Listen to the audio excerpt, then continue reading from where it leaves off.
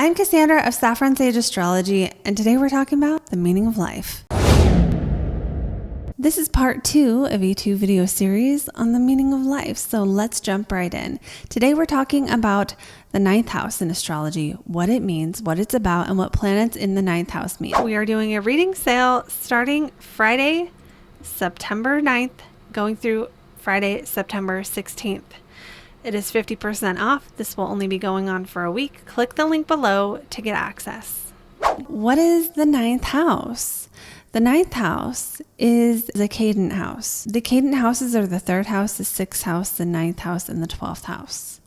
It comes before an angular house. All the cadent houses precede the angular houses. The 1st, 4th, 7th, and 10th. Those are the ones where those are the heavy hitting houses because they're connected to the angles, which are super important in astrology. What the 9th house represents is travel, education, God, the meaning of life. People who have strong 9th houses are going to be the kind of people who are into travel. They're into philosophy. They're into understanding the frameworks of why people believe what they believe, the rules associated with the belief system, not just the faith itself always, but why people have faith. And, you know, the 9th house also is going to tell us if someone is a person who is more optimistic toward life, or if that person is more realistic or pessimistic toward life. So we also see things like science or generalized knowledge. Those things fall into that 9th house. Things like other cultures, the law, foreigners, anything dealing with foreign stuff, foreign people, foreign places, foreign affairs.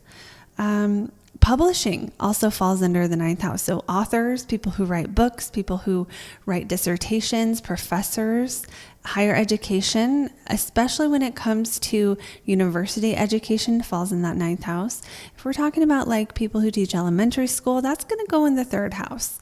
But that higher education, that quest for meaning, the deeper in-depth information on any topic at all, whether it's a topic that is represented at a university or not, right? So someone can do in-depth study on something like astrology. That's going to go in the 9th house. Divination, magic, and astrology fall under the 9th house. This is debatable among astrologers. Some astrologers will put it in the 8th house. I think astrology goes in the 9th house. The other side and mediumship, psychic abilities go in the 8th house. That is my opinion on that.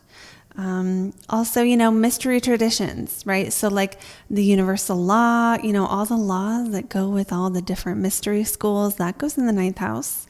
When people have a pilgrimage, when people, eat, pray, love, they travel to find the meaning of life, that's 9th house stuff. The love of knowledge and ideas, that falls under the 9th house, or the relationship a person has with knowledge and ideas. So if you have a trashed 9th house, well, you might hate knowledge. You might think it's stupid that people go to college. You might have a complex about smart people. You might hate smart people. Questioning the meaning of life. What is the wise and meaningful thing to do? This is what happens when a planet transits that 9th house. It's not always the time that you find meaning.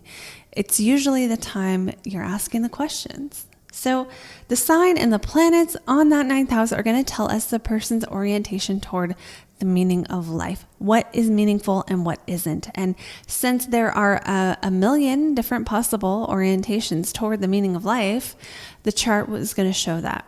Right, so it's going to show if someone tends toward atheism, if someone tends toward glass half full thinking, if someone has a strong faith, religion, etc. Oh, another thing that goes in the 9th house is the law. So courts, the legal system, people who are lawyers, people who work with the law in any capacity, they're going to have strong 9th house placements usually. So now we're going to go through the planets in the 9th house, and we're going to start with the sun. If you have your sun in the 9th house, you shine in 9th house matters. So that could be any of the things we talked about, the law, publishing. You could write a book, you could travel, you could love foreigners, you could, just be really good with foreigners or find that people from foreign places like you. You just might have this love of ideas, love of knowledge. Wherever we have our sun, it's like a driving force in our life. So it's like you might be driven by 9th house topics, travel, philosophy, the meaning of life, understanding more, that kind of thing. You can also tend to be quite ambitious with your sun here. With the moon in the 9th house, you can have an awareness of the collective needs sometimes. This can also be seen with moon in the 12th. With the moon in the ninth, there's more of a need, right? The moon is what we need the most. In the ninth house, it's going to be a need for a belief system, a need for faith, a more of a sensitivity to what our belief system is, what our faith is. This can be a very devoted person, devoted to their religion or their faith. This can also be someone who can get really, really emotionally tied to their far off dreams and goals. Now, whether that works for you or doesn't work for you is going to depend on the rest of the chart. But basically, your far off dreams and goals really matter. And I could see this with Moon here being someone who perhaps gets a little bit more easily defeated if their far off dream and goal doesn't seem to be reachable, is more emotionally connected to their goals. We also see a love of knowledge and a need for knowledge, and these are often the spiritual seekers. And often people with their moon in the ninth house will find the answers to the questions they are seeking. So that's what I have for the moon. Moving on now to Mercury. For people with Mercury in the ninth house, you can have a need for your belief system to be practical, to make sense, to be useful. Is it measurable? Can you analyze it? This is what a Virgo ruled or Mercury ruled ninth house is going to have. They're going to want it to make sense. It has to make sense. Sometimes the person with Mercury in the ninth house will have more of a restless mind. There's a openness and a seeking quality of that ninth house, an expansive quality. So when Mercury's in the house of expanding the mind, the planet of the mind, you want to have an expansive mind. You want to know more. There's a desire to know more. Now that could show up in more of a technical side of things. The desire to know more about nutrition, the desire to know more about something very specific and detailed. It depends on other things. You can also be very allured with Mercury here by the idea of just getting away from it all. But this can almost be like a longing or a far off dream, not necessarily something that the person is always going to put into practice. Some people with Mercury in the ninth will choose their career just because they get a chance to travel doing it. Others will work in libraries or other fields that give them access to knowledge just because they want to be around knowledge. They want to, it's that love of knowledge and love of ideas. It can be in the form of, libraries or more literary knowledge. It can be more technical knowledge that's the field they're interested in, but basically getting closer to the love of ideas in any way, shape, or form. That expansion can go through travel or through ideas. Usually it's going to be one or the other. So that's what I have for Mercury here. So now moving on to Venus. Okay, so having Venus, the planet of what we need to receive love, what we enjoy in that ninth house of travel, foreigners, the law, you're going to love at least one of those ninth house things, right? So you're going to have this love of the law, love of travel, love of foreigners, love of expanding the mind and learning. One of those things, or maybe a couple of those things. There's also a faith, a love of faith. Some people can be very devoted to their faith. Not always, but just loving their belief system. Others might love learning about all the different belief systems and never committing to one of them. It just depends on some of the other tendencies in the chart. One of the beautiful things about Venus in that ninth house, the ninth house is also, new experiences and broadening the mind. And so what happens with Venus in the ninth is like you'll broaden your mind through an experience of something new that you've never done.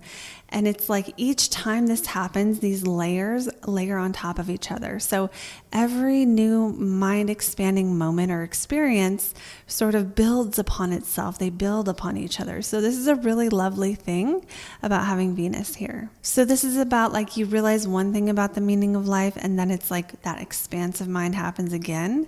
Then you realize the next thing, and then, epiphanies or again, these layers that just have so much depth and richness to them. Again, you could also love travel. You could love foreigners. You could love, fall in love with someone from afar. There are different ways this can show up, but this one really depends on other things too. So that's what I have for Venus here. Moving on now to Mars. If you have Mars in your ninth house, some people will find meaning through martial arts or athletics or yoga. There's sometimes a tie here that happens between spirituality religion, belief systems, and moving the body. So putting those things together, or fighting even in some way. So like, again, martial arts, where you tie those things together. It can also be just ambitious about what you know, ambitious about, because the ninth house can be what we do to prepare for our work in the world. That Mars being here, it's like you can be ambitious about being prepared for the next level. You can be really willing to study or work hard to prepare for what you do for work. Some people with Mars here will need to get a degree to do what they do. Not everyone. Some people with Mars here could also be something like a police officer. Ninth house rules the law, but Mars is a more planet of force. So this can be the people, the guards at the courthouse, police officers, people who are the ones that are upholding the law through their use of force. Not everyone with this placement will be that, but some of them. There can also be an adventurous nature with Mars in the ninth, with that ambition, being applied to travel. And sometimes people with Mars in the ninth will be the ones who will travel to the ends of the earth with very little money and just somehow make it happen. One trait you're often going to see with someone with Mars in the ninth house is they're always going to want to move forward further and further. They're always going to be motivated to expand in life. So that is what I have for Mars. Moving on now to Jupiter. Jupiter in the ninth house has several different connotations, but it really is a strong placing for Jupiter, Jupiter being the modern ruler of the ninth house. This planet of faith is in the house of faith. So we can see people who are very religious or devoted or have a strong belief system of some kind, whether your belief is religious or not. Jupiter in the ninth could be a preacher. This could be someone who loves ideas, loves speaking about them, is always talking about what they know. But there are other ways this can show up. One person could be a pilot, for example. One person could be more of the love of travel and the love of expanding through going different places, and like someone who is always traveling, or, this can be someone who travels for their job as well, or someone who finds meaning through traveling. They get a lot of meaning and fulfillment from the travels they have done. There is generally a positive outlook on life with this placement, and usually a very strong desire to learn. If someone is like, for example, a stay-at-home mom with this placement, and this is from Parker's Astrology, they say that someone who is a stay-at-home mom with this placement should have at least a couple hours to have like an adult conversation, because the child talk, the kid talk will drive them nuts. So when you have Jupiter in the ninth house, you may not be as patient with small talk or lower minds, if that makes sense. Like people who can't get on board with some of the higher minded ideas that you have, you might struggle with that and just not have the patience. So that is what I have for Jupiter in the ninth. Moving on now to Saturn. If you have Saturn in the ninth house, sometimes this will be a fear of travel, a desire to avoid, or just an apprehension to foreigners, foreign cultures, things that are different. Fear of flying can show up with this. Sometimes this is someone who is skeptical, or at least they're going to have more of a practical mindset. So if they do have a faith system, they're more likely to tend towards stoicism or something that really acknowledges the limitations of life. The person with this placement has very strong powers of concentration, usually with Saturn in the ninth house. They can be a deep thinker. Usually someone with Saturn in the ninth will stick through it. If they commit to a course of study, no matter how hard it gets, they will maintain it and they will get through it. They will keep that commitment. Sometimes people with Saturn in the ninth can be self-conscious about what they know, especially around people who they feel know more than them. So this can even go as far as being the kind of person that just doesn't like people who have gone to college, and is like almost threatened by them because they're afraid that it's going to make them look stupid. And at the most extreme level, sometimes that fear of foreigners can be pronounced that this would be like someone who is afraid to leave their little small town, right? So just this feeling of not comfortable embracing change, not comfortable with outside ideas, right? Because that ninth house rules expanding the mind. Where we have Saturn here, it kind of blocks that thing. Now remember though, with Saturn, we can unblock it if we want to. right? So if you have Saturn in the ninth and you have traveled, you've gotten a new experience, you have studied, you've worked with foreigners, this is all just kind of a sign that you're really on track with allowing yourself to unblock the challenges of that Saturn. Moving on now to Uranus. Uranus in the ninth house can mean a few different things. For some people, at some point in life, they could have some kind of conversion experience where their beliefs change radically. They could be a radical thinker. They could be the one that converts other people, or the one whose belief systems are a bit unconventional. They can also be very clever, have a flair for science or technology, in terms of, smart, sometimes really intelligent people are going to have Uranus in the ninth house, especially progressive, intelligent people, like people who are leading some kind of new, revolutionary, different, uncommon way of thinking, especially regarding not science, technology, even like literary geniuses or something like that. Sometimes people with Uranus in the ninth house will have this sort of dynamic attraction to foreigners. That's another way this could show up. But it's the planet of change in the house of the meaning of life. You could also have moments where you just have these aha, eureka moments where you realize things, and that they happen suddenly all at once, and it's just like a flash of lightning. So moving on now to the next planet, which is Neptune. If you have Neptune in your ninth house, you're more likely an ideal thinker. These are the people who are like love positive thinking. They're really connected to idealism. They're really connected to oftentimes mysticism. There's a gentleness and a loveliness that Neptune can bring to that ninth house. It can cause you to be a big dreamer. Wherever we have Neptune, that's where we are in touch with the ideal. So you can be really, really in touch with the big dream, but not always in touch with the next steps to take. That depends on other placements. Sometimes people with Neptune in their ninth house can create like literary works or other things that integrate seemingly disconnected things. So they have this power of integrating things, of bringing in, tying in different themes, tying in things that you wouldn't really make the connection with.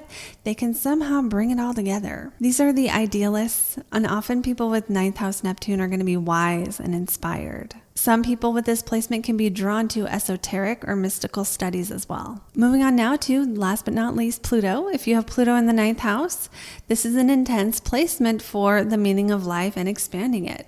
Wherever we have Pluto, we are attached to that thing pretty strongly. So there's almost a natural need to travel or intensity, I would say, around traveling, learning.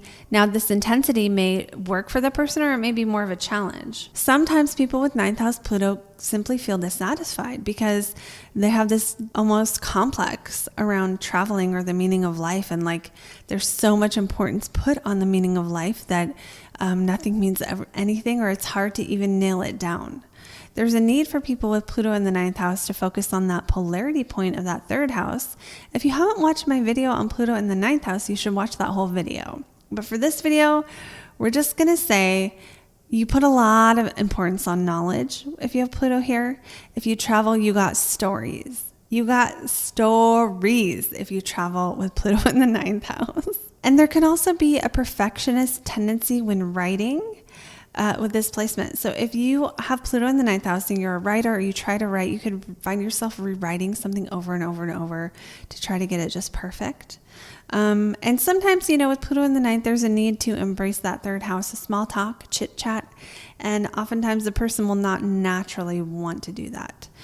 So I could talk forever about Pluto, but you can go watch that other video if you want more on that. So now that we've gone through the planets in the ninth house, the next thing to do, if you haven't already done so, is watch this other video where I talk more about what the ninth house is, how to understand what your ninth house means based on the planetary ruler of that house, and give tons of examples and talk way more about it. And don't forget, readings will be on sale Friday the 9th through Friday the 16th, and you can book ahead.